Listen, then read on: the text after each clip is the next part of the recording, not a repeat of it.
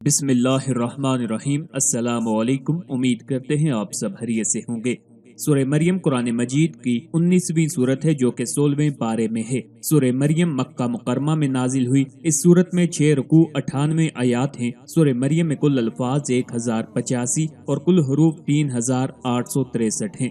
سورہ مریم ترتیب نزولی کے اعتبار سے 44ویں اور قرآن مجید کی کتابی ترتیب کے اعتبار سے 19ویں سورت ہے۔ اس سورت میں حضرت مریم علیہ السلام کی عظمت، آپ کے واقعات اور حضرت عیسیٰ علیہ السلام کی ولادت کا واقعہ بیان کیا گیا ہے۔ اس مناسبت سے اس سورت کا نام سورہ مریم رکھا گیا ہے۔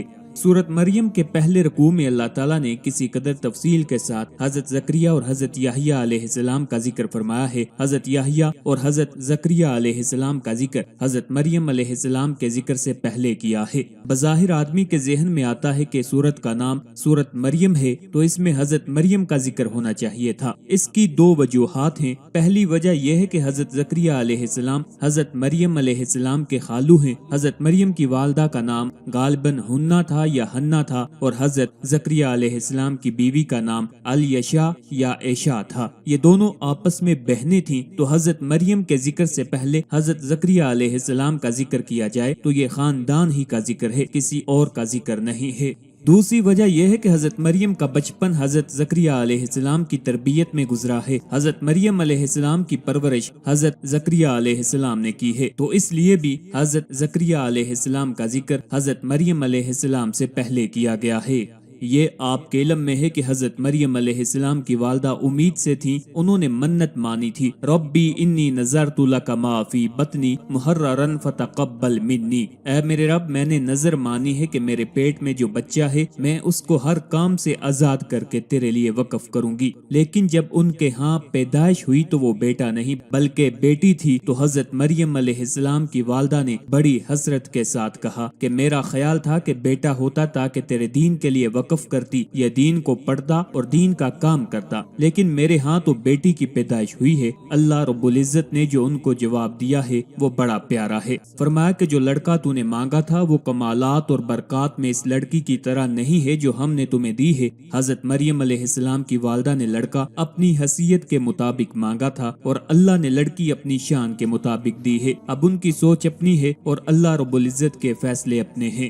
جب چند مسلمانوں نے حبشہ کی طرف ہجرت کی تو کفار مکہ نے تحائف دے کر اپنے 2 نمائندے حبشہ بھیجے تاکہ وہ ان مسلمانوں کو وہاں سے واپس لے آئیں۔ جب وہ حبشہ کے بادشاہ نجاشی کے دربار میں پہنچے اور اس کے سامنے اپنے آنے کا مقصد بیان کیا تو اس نے کہا کہ میں پہلے ان مسلمانوں کا موقف معلوم کر لوں۔ چنانچہ مسلمانوں کو جب اس کے دربار میں بلایا گیا اور حضرت جعفر بن ابو طالب رضی اللہ تعالیٰ عنہ سے اس کی گفتگو ہوئی تو اس نے کہا کیا آپ کے پاس اس کلام کا کوئی حصہ ہے جو اللہ کی طرف سے نازل ہوا ہے؟ حضرت جعفر رضی اللہ تعالیٰ عنہ نے فرمایا کہ ہاں ہے۔ پھر اس کے سامنے آپ رضی اللہ تعالیٰ عنہ نے سورہ مریم کی تلاوت کی۔ حضرت ام سلمہ رضی اللہ تعالیٰ عنہ فرماتی ہیں اللہ عز و جل کی قسم نجاشی سورہ مریم سن کر اتنا رویا کہ اس کی داڑھی بھیگ گئی اور اس کے دربار میں موجود وہ لوگ جن کے سامنے مصاحف کھلے ہوئے تھے اتنا روئے ان کے مصاحف بھیگ گئے۔ پھر نجاشی نے کہا بے شک یہ دین اور جو دین حضرت موسیٰ علیہ السلام لے کر آئے یہ ایک ہی طاق سے نکلے ہیں، اور کفار کے نمائندوں سے کہا تم لوگ یہاں سے چلے جاؤ، خدا کی قسم میں کبھی بھی انہیں تمہارے حوالے نہیں کروں گا۔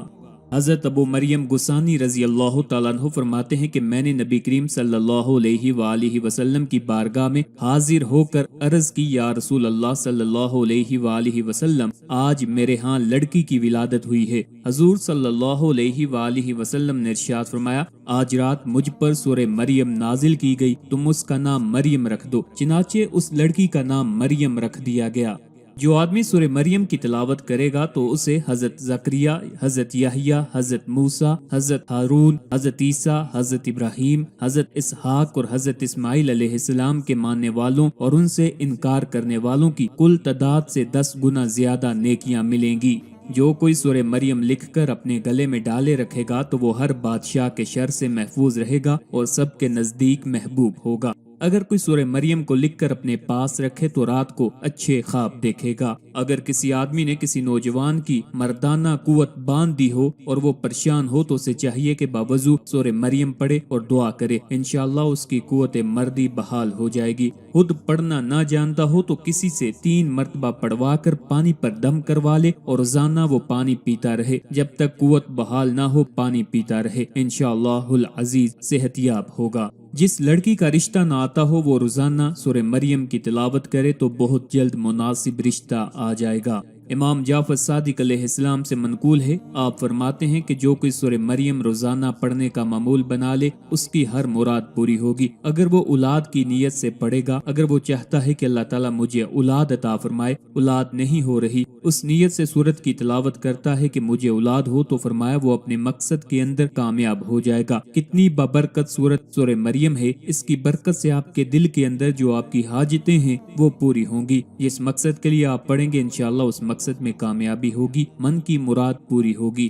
سورہ مریم کا مرکزی مضمون یہ ہے کہ اس میں انبیاء اکرام کے واقعات کے ضمن میں اللہ تعالیٰ کے وجود، اس کے واحد اور یکتا ہونے، اللہ تعالیٰ کی قدرت اور قیامت کے دن مخلوق کے دوبارہ زندہ ہونے اور اعمال کی جزا و سزا ملنے کو ثابت کیا گیا ہے۔ اور اس صورت میں یہ مضامین اور واقعات بیان کیے گئے ہیں۔ حضرت زکریا علیہ السلام کے فرزند حضرت یحییٰ علیہ السلام کی ولادت کا واقعہ بیان کیا گیا، اور یہ واقعہ اللہ تعالیٰ کی قدرت کی بہت بڑی دلیل ہے، کیونکہ حضرت یحییٰ علیہ السلام کی ولادت اس وقت ہوئی جبکہ آپ کے والد حضرت زکریا علیہ السلام کافی زیادہ عمر کو پہنچ چکے تھے اور آپ علیہ السلام کی والدہ بانجھ تھیں، اور ایسی صورتحال میں عادت کے برخلاف حضرت یحییٰ علیہ السلام کی ولادت ہونا اس بات کی دلیل ہے کہ اللہ تعالیٰ ہر چیز پر قدرت رکھتا ہے۔ نیز حضرت زکریا علیہ السلام کی نیک بیٹے کی مانگی ہوئی دعا مقبول ہونے اور حضرت یحییٰ علیہ السلام کو بچپن میں ہی منصب نبوت سے سرفراز کیے جانے کا ذکر ہے۔ اس کے بعد حضرت عیسیٰ علیہ السلام کی ولادت کا واقعہ بیان کیا گیا ہے۔ اللہ تعالیٰ نے فطری طریقے سے جداگانہ طریقے سے اپنی نیک بندی حضرت مریم علیہ السلام سے اپنے بندے حضرت عیسیٰ علیہ السلام کو بغیر باپ کے پیدا کر دیا، اور یہ واقعہ اللہ تعالیٰ کی عظیم قدرت کی دوسری بڑی دلیل ہے کہ انسان کو پیدا کرنا مرد اور عورت کے ملاپ پر ہی موقوف نہیں، بلکہ اللہ تعالیٰ چاہے تو مرد اور عورت کے ملاپ کے بغیر بھی انسان پیدا کر سکتا ہے، اور خالق حقیقی اللہ تعالیٰ ہی ہے۔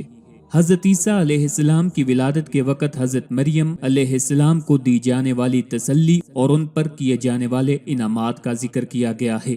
یہ بیان کیا گیا ہے کہ حضرت عیسیٰ علیہ السلام کی ولادت کی وجہ سے حضرت مریم علیہ السلام نے کس طرح لوگوں کے طعن و تشنیع اور ملامت کا سامنا کیا، اور کس طرح حضرت عیسیٰ علیہ السلام نے جھولے میں اپنی والدہ کی پاک دامنی بیان کی اور اپنی نبوت کا اعلان فرمایا۔ حضرت عیسیٰ علیہ السلام کی ولادت سے یہودیوں اور عیسائیوں میں اختلاف پڑنے کا ذکر ہے۔ حضرت ابراہیم علیہ السلام کی اپنے عرفی باپ آزر سے بتوں کی پوجا کے بارے میں ہونے والی بحث بیان کی گئی ہے، اور آپ کی زوجہ محترمہ حضرت سارہ رضی اللہ تعالیٰ عنہ کے بانجھ ہونے کے باوجود ان کے ہاں 2 بیٹوں حضرت اسحاق اور حضرت یعقوب علیہ السلام کی ولادت اور انہیں نبوت ملنے کا ذکر کیا گیا ہے۔ کوہ طور پر حضرت موسیٰ علیہ السلام کی اللہ تعالیٰ سے مناجات کرنے اور ان کے بھائی حضرت ہارون علیہ السلام کو نبوت ملنے کا واقعہ بیان کیا گیا ہے۔ حضرت اسماعیل علیہ السلام کا ذکر کیا گیا ہے کہ وہ وعدے کے سچے تھے اور اپنے گھر والوں کو اور اپنی قوم کو نماز اور زکوٰۃ کی ادائیگی کا حکم دیتے تھے۔ حضرت ادریس علیہ السلام کے واقعے کی طرف اشارہ کیا گیا ہے، اور یہ بیان کیا گیا ہے کہ اللہ تعالیٰ نے حضرت آدم علیہ السلام کی اولاد میں سے ان انبیاء اکرام پر انعام فرمایا اور انہیں لوگوں کی طرف رسول بنا کر بھیجا۔ مرنے کے بعد دوبارہ زندہ کیے جانے کا انکار کرنے والے مشرکین کا ذکر کیا اور انہیں خبر دی گئی کہ ان کا شر شیاطین کے ساتھ ہوگا اور انہیں جہنم کے آس پاس گھٹنوں کے بل گرا کر حاضر کیا جائے گا۔